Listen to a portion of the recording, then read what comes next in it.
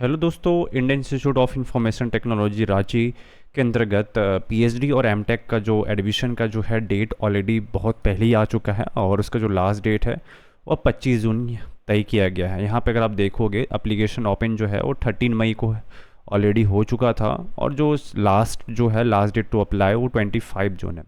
आज इस पे ही हम लोग डिस्कस करने वाले हैं कि क्या वैसे बच्चे जिनका गेट नहीं है क्या यहाँ पे अप्लाई कर सकते हैं, या वैसे बच्चे जिनके पास नेट नहीं है क्या वैसे बच्चे यहाँ अप्लाई कर सकते हैं या नहीं कर सकते हैं। इसको पूरा डिटेल में हम लोग एनालाइज करने वाले हैं और देखने वाले हैं।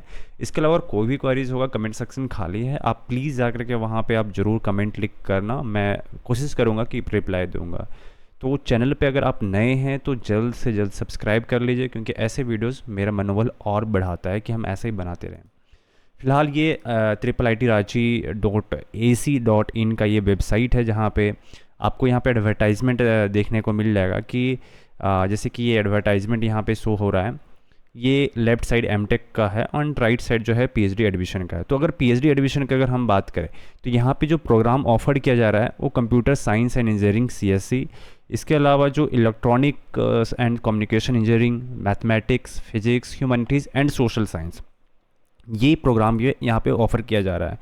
इसके अलावा अगर कैटेगरी ऑफ एडमिशन का बात करें, यहाँ पे फुल टाइम है, जहाँ पे इंस्टीट्यूट रिसर्च स्कॉलर है पहला, दूसरा है स्पॉन्सर रिसर्च स्कॉलर, थर्ड है रिसर्च कम टीचिंग फेलोशिप। आपको मैं यहाँ बता दूँ कि IIIT रांची आपको स्पॉन्सरशिप नहीं करती है। अगर आपके पास कोई बाहर से अगर कोई कंपनी आपको स्कॉलर मतलब दे रही है, स्पॉन्सर करेगी, देन आकर के आप एडमिशन ले सकते हो।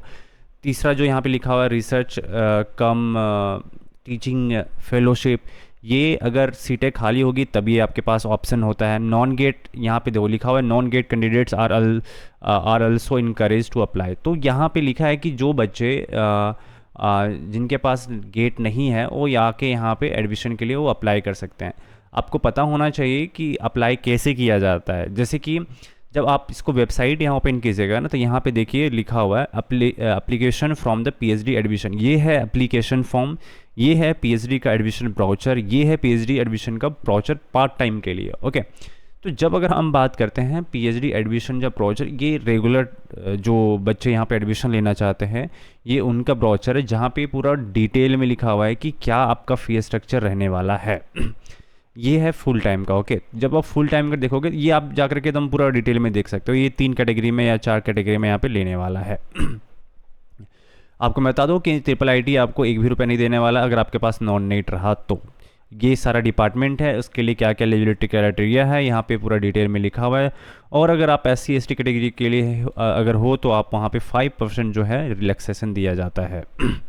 यहाँ लिखता है there is no institute financial assistance for the PhD in the physics mathematics humanities studies के अगर आप में अगर हो तो यहाँ पे इंस्टीट्यूट जो है एक भी फाइनेंशियल असिस्टेंशिप आपको नहीं देती है। अगर आपके पास JRF है, SRF है तो ही आपको यहाँ पे दिया जाएगा। फ्यू गेट या कुछ गेट या फिर नेट क्वालिफाइड कैंडिडेट्स है वो में कंसिडर्ड, उसको कंसिडर किया जा सकता है फाइनेंशियल असिस्टेंशिप एज पर इंस्टीट्यूट का जो नॉर्म्स है उस बेसिस पे ये हो सकता है देगी। लेकिन सबसे इंपॉर्टेंट चीज़ आपको जो देखना है, जैसे कि अगर आप फॉर्म फिल करना चाहते हैं, यहाँ पे एडमिशन लेना चाहते हैं, तो यहाँ पे है एप्लीकेशन फॉर्म पीएचडी एडमिशन।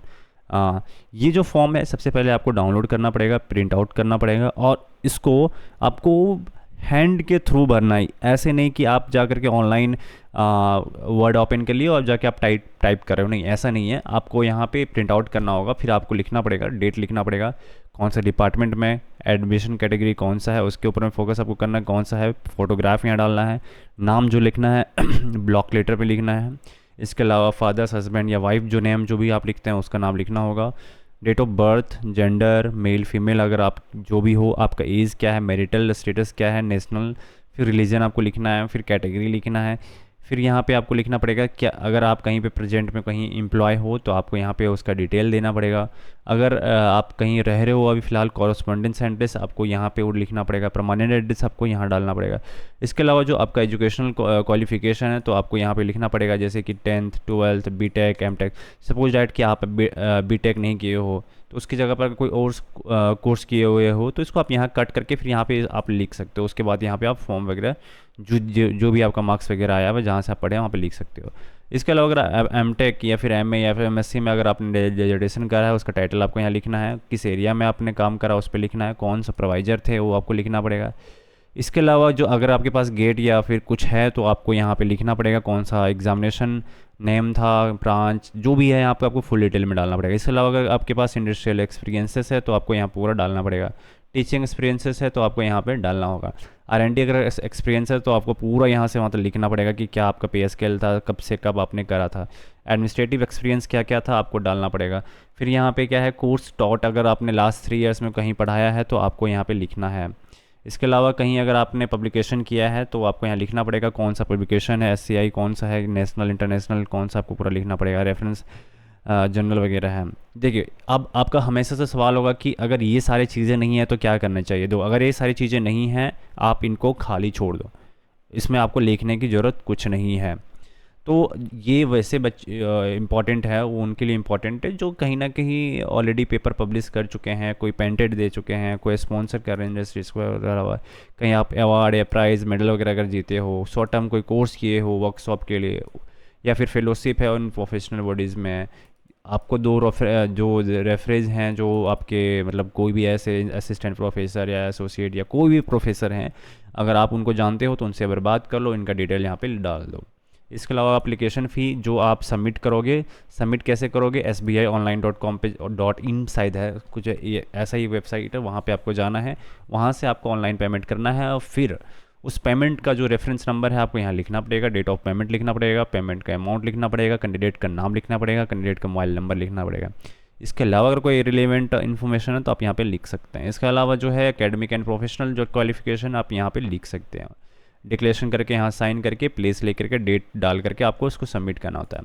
लेकिन ये तो बस इतना ही रहा, इसके अलावा बहुत सारे ऐसी चीज़ें हैं जो वहाँ पे जब आप फॉर्म फिल करते हो तो उस टाइम पे वहाँ पे आपको मांगा जाता है, जैसे कि 10th 12th ग्रेजुएशन फिर मास्टर्स, ये जितना है आपका पासिंग सर्टिफिकेट या फिर मार्कशीट जो भी चीज़ें हैं आपके पास सबका प्रिंट आउट आपको लगाना पड़ेगा।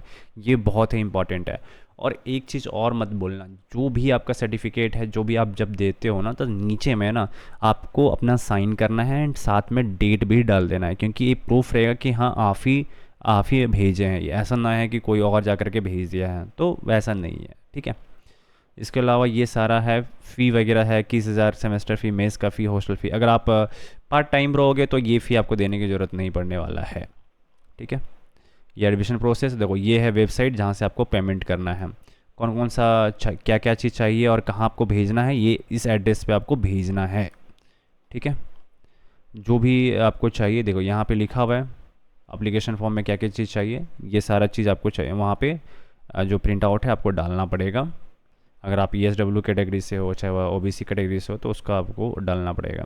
ये जब आप ज्वाइन करोगे ये तब आपको लेकर के जाना पड़ेगा, माइग्रेशन 4 फोटोज़ वगैरह हैं, ये सारा उस टाइम पे ज़रूरत पड़ने वाला, अभी ज़रूरत नहीं पड़ने वाला। एंड सेम प्रोसेस जो है एमटेक वाले के भी सेम वही है, आपको बस एक ब्रोचर पढ़ना है और वहाँ पे आपको समझ में आ जाएगा। आई थिंक आपको मैंने कोशिश किया है कि पूरा डिटेल में आपको जानकारी दिया जाए, तो मैं कोशिश किया हूँ कि दिया हूँ। इसके अलावा अगर कोई भी क्वारीज है please feel free to ask. Already नीचे में टेलीग्राम मेरा इंस्टाग्राम का ID दिया हुआ है, जाइए वहाँ फॉलो कीजिए और अपना क्वेश्चन पूछ सकते हैं। IIIT